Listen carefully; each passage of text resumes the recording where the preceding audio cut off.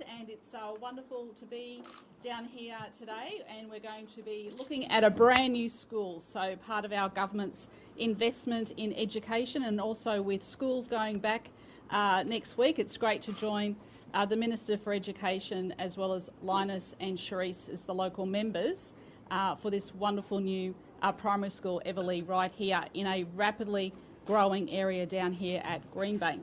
So can I start by doing the COVID update? So in encouraging news, we have 7,588 new cases, including 3,712 rats. Tragically though, once again, I have to express my condolences to the families who've lost 10 people who have lost their lives. The Chief Health Officer and the Health Officer might go into a bit more detail, but you know, eight out of these tragedies were in aged care homes, so I think they'll talk a little bit more about that.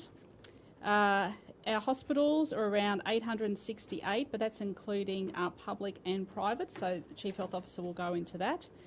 And 13,915 tests in the past 24 hours.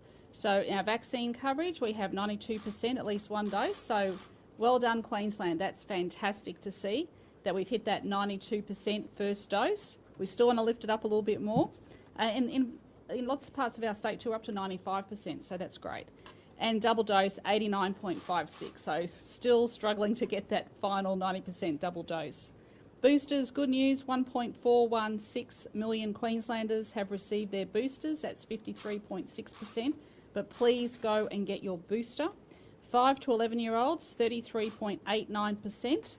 Have received one dose. We've got another 54,000 booked in, but you know, school's going back next week, and if there are any parents out there that need their children to get vaccinated, please think about it, because it gives the children that added protection. So I'll hand over to the Chief Health Officer and then the Health Minister.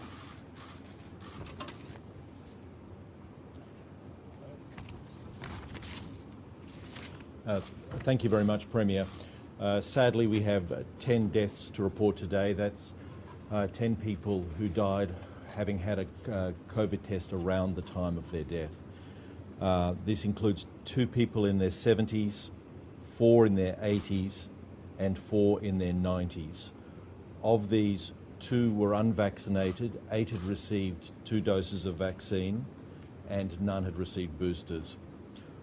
Now, of these 10, 8 of these were in aged or had come from aged care facilities. We've recorded 107 deaths among aged care residents since this wave began after the 13th of December. That's 107 deaths out of the 202 that we have recorded since the beginning of the Omicron wave in mid-December. Again, our thoughts are very much with their friends and family. In terms of the hospital system, in our public system we have 801 people in hospital being treated for COVID-19. That is up a little bit from yesterday, from when it was 744. I'm not unduly concerned about that. I think it's part of the cyclical phenomenon that occurs in hospitals on the 7-day period, and really we need to be looking at the 7-day period, and it will be more telling what we see towards the end of the week in terms of whether we're continuing to see the downward trend, which we still predict. That figure of 801 includes 50 people in intensive care, 23 of whom are ventilated.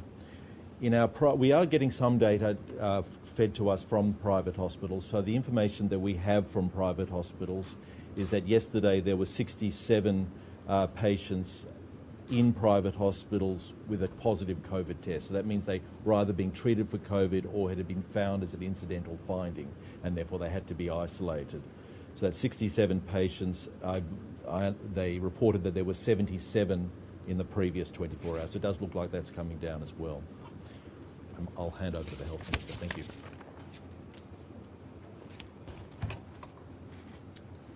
Can I also pass on my condolences in relation to the 10 people who have passed away that we're reporting on today, and the fact that 8 of those are from aged care residents. You know, it is concerning. We know they're the most vulnerable. That's why we've been saying all along that the priority for boosters should be in aged care residents. Of the 107 deaths we've had in aged care residents since the start of pandemic, only 10 of these people have been boosted, and I'm concerned that 20 were not vaccinated at all. And I am writing to the Commonwealth today about a number of issues in aged care that I'm concerned about, including what is the accurate rate of boosters of aged care residents. We know that the Commonwealth reports that currently 100% of all facilities have been visited for vaccinations, but we don't know how many have been visited for boosters, and most importantly, how many residents overall have received their booster compared to the total aged care population. And we believe this data should be available. I'm hearing from people who say they're begging managers of aged care facilities to bring people in to vaccinate their loved ones for boosters. And that, sadly, that's coming after, or at the same time as they start getting COVID positive cases spreading throughout the facilities. I'm also writing to the Commonwealth about their plans around workforce shortages, PPE and rapid antigen tests in aged care. We will continue to work cooperatively with the Commonwealth, but when they stand up and announce that they're giving 2 one-off payments of $400, up to $400, not even an absolute $400, but up to $400, conveniently now and in May, leading up to the federal election, for aged care staff, I think it's a slap in the face to staff, to these facilities, and to all the families and loved ones out there with people in aged care facilities. Because what we need is the Royal Commission's recommendations implemented, and we need answers to the fact of, despite the Commonwealth saying, we've got a plan, we're managing these outbreaks, they are writing to me and to the Queensland Government as recently as the 19th of January, asking us to use our contracts with private hospitals to find staff and private hospital beds for aged care residents where the need arises. Now, this should be their responsibility, but they keep asking us to use our resources to do this work for them. And also, in the last 7 days, there has been 26 separate requests for emergency assistance to Queensland Health from the Commonwealth to supply residential aged care facilities with PPE and rapid antigen tests. We have provided 788,000 pieces of PPE since the start of 2022, just since the start of this year. 788,000 pieces of PPE to residential aged care facilities, and it's the Commonwealth ringing us, asking us to provide this. And although they'll eventually reimburse us, that stock that is taking away from our hospital and health services, even though they've got a national medical stockpile. So there's a lot of questions to be answered. We know the Commonwealth still haven't committed to the full recommendations around staff to patient ratios and nursing staff. These are serious issues that demand attention and not just one-off payments to hopefully win over voters in the lead up to the election. So I am very concerned with what I'm hearing in aged care. I'm hearing of residents being locked behind doors for days on end. I'm worried about adequate food and staff to provide healthy meals to residents. I'm worried about adequate staff. And I'm very concerned that there are not enough aged care residents out there getting the booster. And I ask families to be asking the facilities that their loved ones are in, what are they doing, where are they getting their boosters? Minister, I know it's federal, but they haven't given you any data, any detail at all on how many aged care residents have had their booster as a percentage? No. All we're getting is percentage of the number of the facilities they've visited. And even what they're publishing federally just says the total number of sites visited for vaccinations. There is no separate reporting on boosters for aged care facilities and what the proportion of that is to the total number of residents. And we need to see that, because the one I talked about a few weeks ago, where we were very concerned that we were going to need to step in to support that facility because of the lack of staff and management, that only about 3/4 of the residents had taken up the booster. Why? Is it a consent issue? Are they not telling families? Are they not planning ahead so that families can ensure consent? But that's not good enough to leave potentially, 1/4 of all residents vulnerable and at risk. And these numbers speak for themselves. Too many aged care residents are passing away who have not been offered a booster. Didn't you write to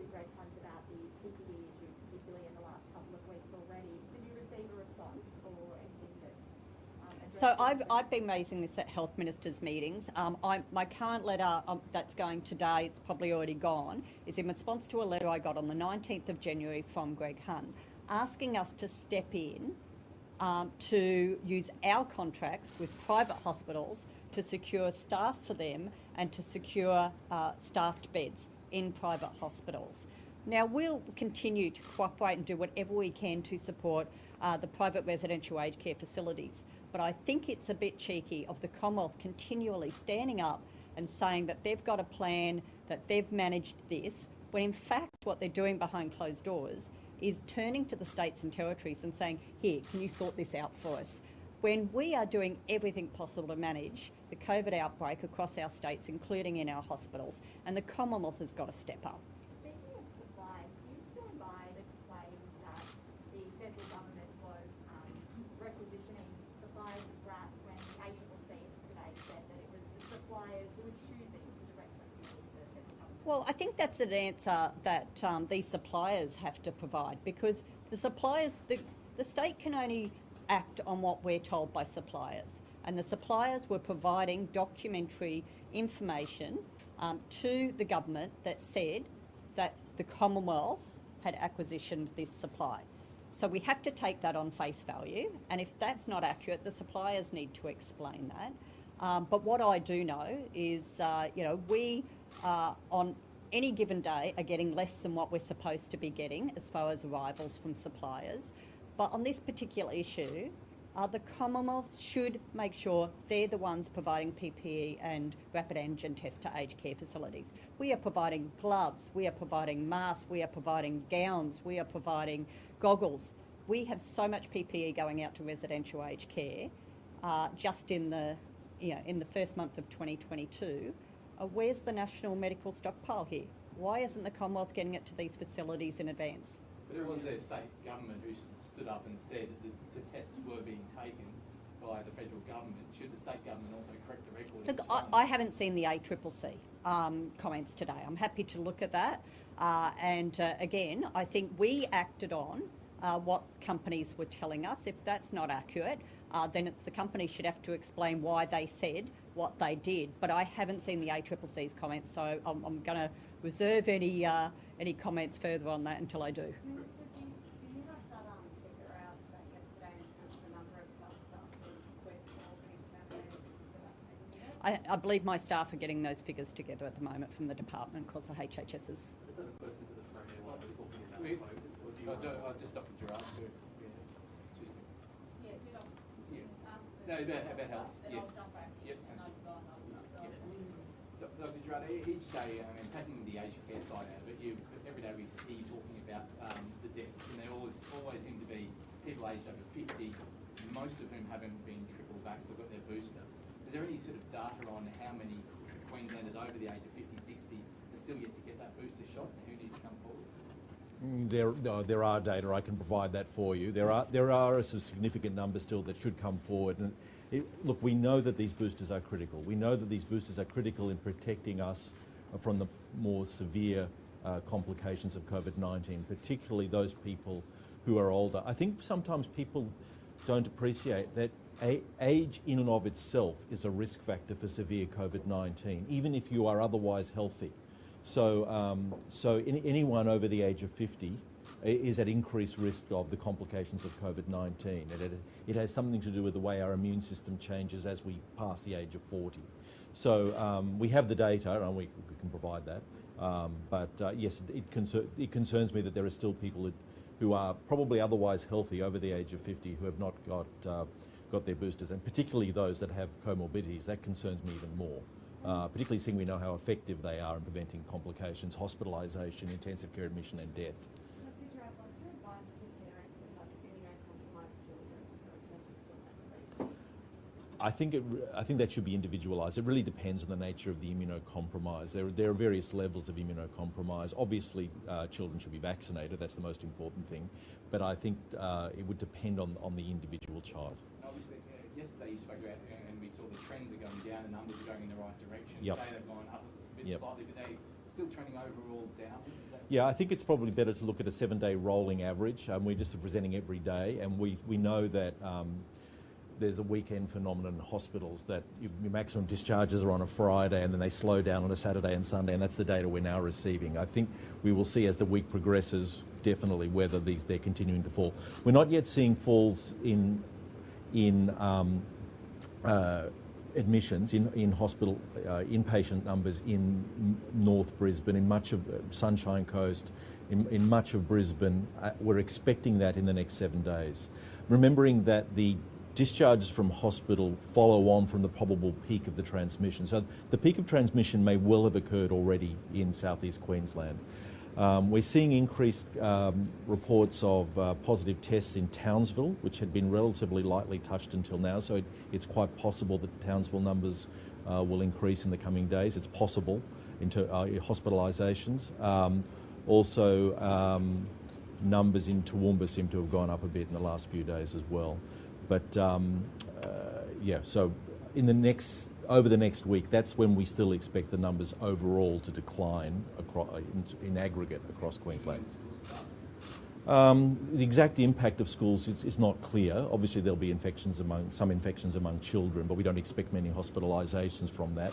The bigger risk from the healthcare system, from the schools opening, is the parents and the grandparents being infected from a child. That is the bigger risk. So it is critically important that the parents get vaccinated and the grandparents get that booster.